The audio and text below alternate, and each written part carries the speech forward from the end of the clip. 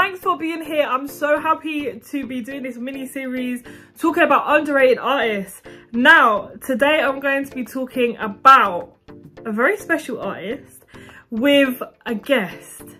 I've collabed with him before. I love his work. A fellow reactor, my reaction brother from YouTube. Iman, also known as Palm Wine Papi. He does a lot for the scene as well online. He does Afrobeat reactions. He does a bunch of stuff on Twitter Spaces talking about different artists and having discussions. He does live streams that everyone gets involved in. Without further ado, let me introduce you to Iman. Yo, what's good? What's good? I'm glad to be here again. Okay, just vibe, you know the vibes. Let's go. You already know the vibes. Good to have you, man. You're like literally my YouTube brother at this point. It's YouTube family, man. Let's go. Yeah. Alright guys, so today we're going to be talking about WANDE COAL. Now, me personally, I haven't been listening to WANDE COAL for that long. With me, I sort of, the popular ones with the collabs, I will download, I will listen to him. So I know him in different phases of his career. Because me personally, I feel like he's gone through a lot of stages in his career. Yeah. And I've picked up popular songs along the way that I personally like. So that's my relationship with WANDE COAL. And it's funny because I know that like he's very celebrated in the genre. He's an OG. There's a lot of history behind him. And obviously he's worked with tons of artists. So I'm getting this chance with you today to just talk to you about WANDE COAL. I want to be educated from you as well, because I know you must know a lot more than me.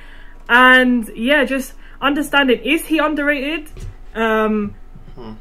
Yeah, there's a discussion to be had, because when I announced this mini series, I actually had quite a lot of requests to talk about WANDE COAL. Okay. So I don't know how people feel. Some people will definitely say hands down, he's not underrated. Like, he's appreciated, he's celebrated. But then obviously it's different from my perspective, from someone who doesn't live in Nigeria as well. To me, like, he might actually be underrated because I don't feel like he's had the global success that maybe he did deserve. So that's what I want to be talking to you about today. So yeah. All right. Dope. So I don't know which one we want to tackle first. I guess the underrated one. Yeah.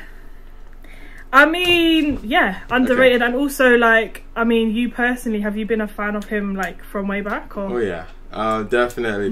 WANDE COAL is, honestly, I feel like he is revered, like he is respected in the scene as one of the OGs. Sonically speaking, he has birthed a lot of artists coming after him, a lot. Even Big Wiz can be one artist that can attribute some of his influence to down to the youngins as like Fireboy and Oxlade and Joe Boy. He kind of like birthed a new era for what Nigerian pop music can sound like, and he did that with his debut album and kind of set up a template for how pop albums like can sound and can feel. So he is like super revered because of that. As opposed now when it comes to him being underrated or not having the global reach that a lot of the new, I guess, in Wizkid or Davido and Burna kind of have, I think that comes at a way of just timeline. I think it was just out in the wrong time, because pre-Wizkid, first off, the genre didn't even have a brand. It didn't have a like a name. It didn't have a name. Like Afrobeats literally was coined by a UK DJ in, I think, late 2011 or 2012 when he did it for his radio show DJ Abranti. So before that, like on a global stage, even though there were some songs that were making grounds, like Oliver Twist by D'banj was already making some grounds in the UK at that time, but WANDE COAL, when he came out, when he was at his absolute peak, there wasn't an infrastructure around the scene for it to actually like travel that much, or at least have the influence that it is having today. But he did lay the groundwork. It definitely set the pace with the Mo Hits era, and that kind of soared into what many of the new artists are benefiting today. So the fact that he didn't necessarily have the chance to benefit so much, I just think it's a matter of when he was at his peak, when it was at his like absolute peak. Like, I don't think that framework was there for him to actually travel to, or like to be on a massive global level. Sure, he had shows here and there that were in diasporan pockets in different places like the US and the UK, but it's not up to the I'm gonna be on the Billboard type level. Like it's not where it's at. Like, yeah. So in terms of where he is right now, I feel like it's fair. It's quite appropriate how he is rated in the scene. So I don't think it's a case of him being underrated. I just think it's a case of one coming out at the wrong time, or at least not having a chance to benefit from all the things that the new cats are benefiting from. And you also have to factor in that more big time, or at least major labels, are coming into Nigeria now and picking talent, and they're usually going for fresh new meat. So they're not gonna look at OGs. they're looking at someone that they can easily like control or manipulate, because it's a new deal. So, and people want things, and people want to sign with new artists that sound fresh, that sound a lot more exciting, as opposed to somebody that is an OG and is revered. So yeah, I mean, all that to say, like, he is not underrated, but if you might see him as being underrated, there's reasons as to why you might see him being underrated. So I think it's fair where he is. He's still definitely revered as a legend for many Afropop fans. So yeah, I think he's definitely respected. Like, anyone who has listened to Afrobeats obviously respects Wande Coal. And yeah, like you said, I feel like with him it's more like what he's doing for the genre, or what he has done, and who he's worked with, and the influence he's had, which is like why we all respect him. And yeah, I definitely hear that. I also think that obviously it's only been kind of recent that like Afrobeats has gone global. Do you know what I mean? So yeah, that's why you can even see like even new Afrobeat artists going global, because it's like just becoming more popular. So it doesn't really matter if you've been in the scene for too long, to be honest. That's what I think anyway. But also one thing that is kind of interesting for me with Wande Coal is like, when I listen to his old stuff, it's very different to like what he has brought out more recently. It's like he's changed his sound numerous times. He's very versatile. Like, literally what he done on Hate Me is not anything that anyone expected. And then you had like Come My Way, which also for me anyway was not expected. Come my, I mean, I could definitely see one, like, that was a one-day record. And I've had, I think Come My Way is definitely a one-day record. But Hate Me, I see that. Hate Me, I see it as like him just trying to do something different, be a little bit more experimental with the MJ like grungy delivery, and I think it was absolutely fire what he did there on that song. That was a crazy song, isn't it? Oh yeah. I think I saw a reaction. I was like, I think every reactor on YouTube reacted the same. No, because I didn't see it coming, right? I didn't see the whole she can work like that was so fire. You know, I didn't even pick up on that. Like, literally, I was just too amazed just too amazed with what's going on. And then people started saying, MJ. I was like, oh my god, I never even thought of that. But yeah, I feel like he's had different types of tunes. Like, if I go on my Spotify right now, I feel like I didn't listen to like his first album or the old album. Okay, I was gonna ask you actually, like, I guess where did you pick up Wande Coal from? At what point? Like, what was your first like encounter with Wande Coal? Like, what song? Ooh, first encounter, I don't really know. I mean, obviously he was on Iskabar was like Iskabar, huge. It's probably Iskabar. Huge. And then My Woman, My Everything. Okay. That was before Iskabar, so yeah. And then, let me think. I'm gonna have a quick look. Oh yeah, I downloaded quite a lot from his Realms album 2020. Okay, yeah. Okay. But other than that, like, it doesn't go much further back. Okay. I mean, My Woman was 2015. So. Oh, was it? Yeah. That was like a tune, though, isn't it? Yeah, no. It was a fire too. Definitely top tier, like WANDE COAL features for sure. Yeah. So when did you start listening to him? Did you listen to his album before? Yeah, the debut album, Mission to Mo Hits. So he was part of a label called Mo Hits, ran by Don Jazzy and the Banj at the time. Oh, okay. Yeah, so this was like a I'm trying to see if there's any group that I can like a group in the States. Say like Young Money, for instance. Okay, it was like a conglomerate of artists that kind of connected their brands to each other.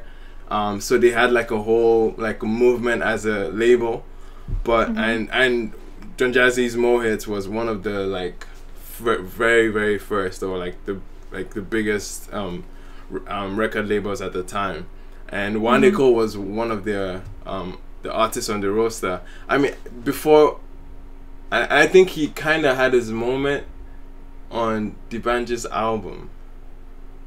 I think he had his moment on D'banj's album. That's when people kind of like started paying attention, because he had a feature on D'banj's Entertainer album called Celebrate. And at that time, he didn't necessarily have a name for himself. He would be a cameo. He would show up in the background of like D'banj's Why Me video, and just be popping lock in the background. Like it was like a video vixen at the time. Right, so he wasn't necessarily like. So he was like a dancer. He actually can dance. Like he has a.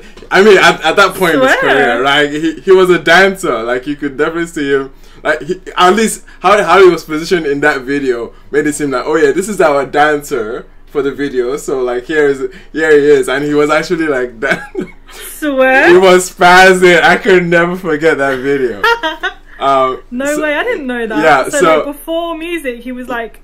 I mean, was he like a hype man or no? Kind of, but like he had always been intended to be a musician, because he came across Don Jazzy by I forget how it was, but he came across Don Jazzy through a show, and he was singing. It was actually a vocalist, so he got into the team for his singing talents, but they were just like trying to like build him up into his own superstar at some point. So when a couple singles dropped from him, we had records like Taboo, we had records like You off of his debut album, and then I'm trying to remember the timeline. Did the Mo Hits album, there was a Mo Hits album too, where he kind of showed up and he took a lot of their hooks. He was like, he had, I mean, like he took a lot of the choruses because of how amazing his freaking voice is. So there were like many moments where he shined through as like, oh wow, this is a strong vocalist. Like this is someone that we definitely need to pay attention to. And then he rolled out his own singles. And they were just hitting after hit, like hits, like just hits, building up into his debut album. So he had Taboo, he had records like You, and this Bumper to Bumper. These were songs that would go off in high school. Like trust me, like these records would go off. And like this was like, he was a superstar even prior to the album showing up. But once the album showed up, case closed. The WANDE COAL was booked and busy for like the next 2 years after that. Like really, like the album was just phenomenal, and he opened up a new era for what Nigerian albums can feel like. This was time where like you consume a lot of the albums in CDs, so you buy it in traffic and just hop it in your car and then have road trips with it, and like you just fell in love. Like you just completely fell in love with that. I think with 14-track album that had absolutely no skips, absolutely none. Like this was an album that you could hold up and be like, this is like one of the national treasures of like legit. It is that great of an album, and WANDE COAL has made him. I mean, since that album and then leaving, and more hits kind of dissolving. Everyone went their separate ways. Don Jazzy and D'banj kind of split towards the end of 2012 or 2013, and then he kind of had to go solo.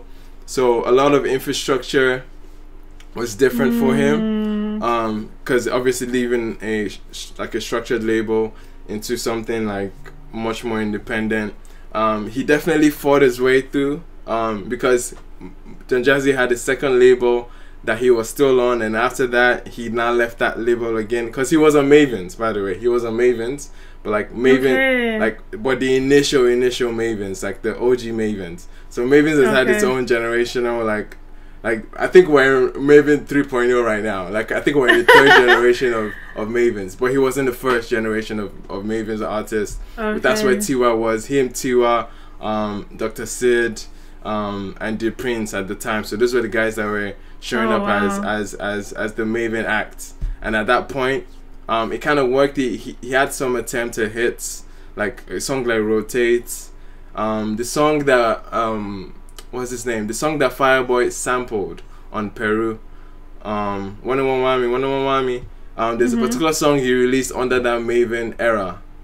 I forget the name of the song, but people keep telling me about the name. I think but it's Go Low. Yeah, it's called Go Low. Should it go low, low, low, low? Yeah, so that song was released under the Maven era. So it kind of had some moments around there, but I don't think it had the impact again that the debut album did. I don't think he ever reached to the peak at that point, especially in the album Light.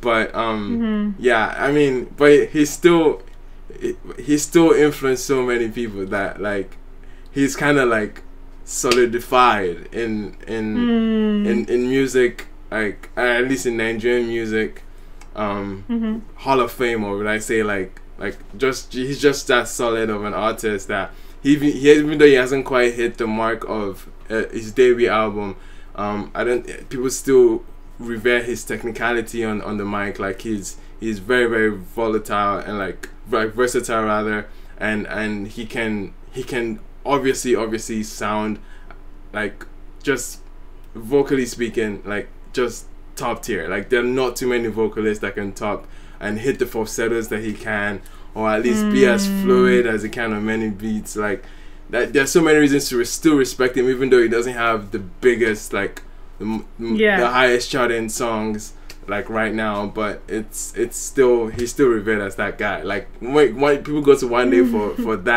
that like original source, because he's influenced so many people, but he's still the original, like the original aspect of it. So yeah, wow, that's pretty much it.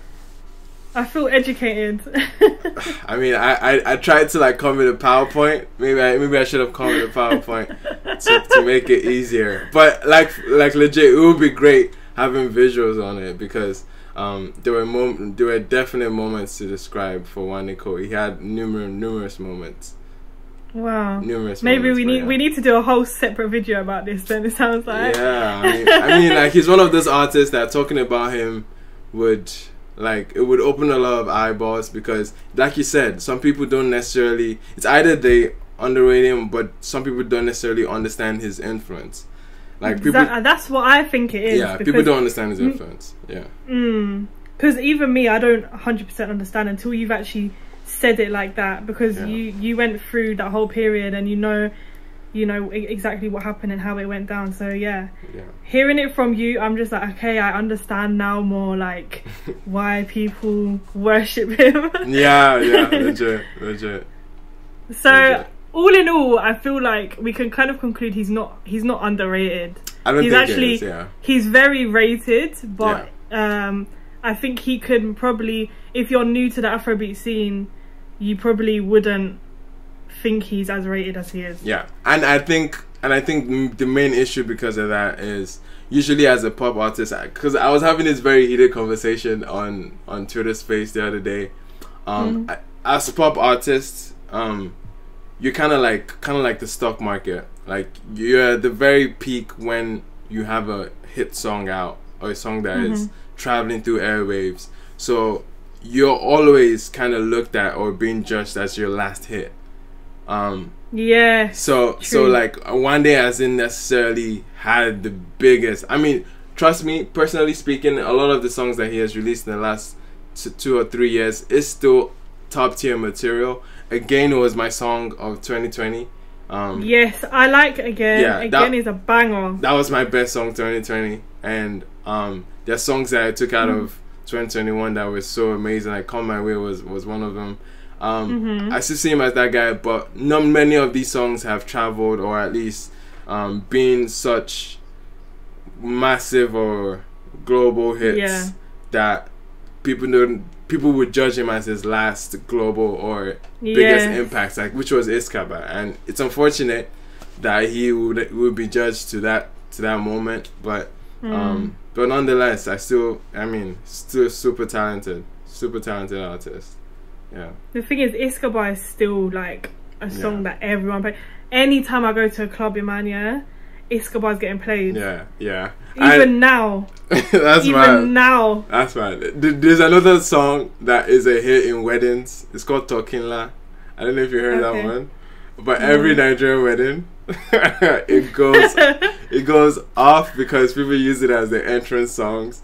And it's a very nice bop too. So Tokinla is another good one from his recent material. But yeah, I mean, WANDE Coal, man. That's the goat. That's the goat. Okay, cool. I think, to be honest, we've discussed everything. Like I said, I've concluded that he's not underrated. Yeah. So I feel like if you think he's underrated, maybe this video will help you understand more, like how Eman has helped me understand more. So yeah, man, I appreciate him in a new light. Thanks to you. Yeah, awesome. That's great. And I'm looking forward to his new stuff because I think he's gearing up for an album this year. Really? I think so. Yeah. So the last one dropped 2020, right? Yeah, but that, I don't want to call it an album. It was like 90% of the tracks were already out. It just felt like a compilation. And I feel like it was quite a short. Like it was only like it wasn't that many songs, was it? It was very short, and these were all songs that we knew already. Like we knew these records before they actually got in there. We knew Not to Go. We knew Again. We knew Check. I think just in new songs, new versions of this. We knew Vex with SARS. Like I don't think I don't count it as an album from him. Like to be very honest. Like, so we're waiting for the new stuff. Like a proper album. Like, and we've not gotten that since 2015. So yeah, he's due for an album, and like it'll be interesting to see now that Afrobeats is so popular or getting popular, whatever you want to say. It would be interesting to see now if he drops a whole album, how it will do. Yeah, that's the thing. Because people, I mean, the fans, I mean, the core fans that are kind of like were born into the Afrobeats, or at least the Nigerian music space, will respect them. But the newer fans for the scene, for the genre, they don't necessarily like. They don't see him in that light. It would come down to honestly, I feel like it will come down to how the marketing of the album is gonna go. The channels that the album is gonna be sat into, the conversations is gonna be brought up in. I think it would be a huge like piece of work for a PR or a promotional person to work on that album, to help actually promote and push that album. Because I'm sure it would be of good material, but it's just not only there's a whole lot of good material that goes under the radar. So it's not about it's not just about having a good album sonically. It's about how you're gonna market it and sell it to the masses. Literally, marketing is like most of it nowadays. Yep, it's a lot of the work in terms of putting out projects now. Yeah. All right, well, exciting things to come. I'm definitely looking out for the album if he is gonna drop it this year. Yeah. But thanks so much for coming on the video, man. It's always a pleasure. It's always fun being on here. Just like, thank you so much for having me on again. Like, this was fun. You should definitely do it some other time as well. Yeah, we need to do more collabs. Yeah. All right. Hopefully on my channel. Yeah, man. When are you gonna get me on? I know. So look, I'm setting up something too. I'm setting up something too to have people on. So I'm hoping you definitely be one of the first people to reach out to, for sure. So we'll see how that goes. Cool. Thank you. Thanks for watching, guys. Bye.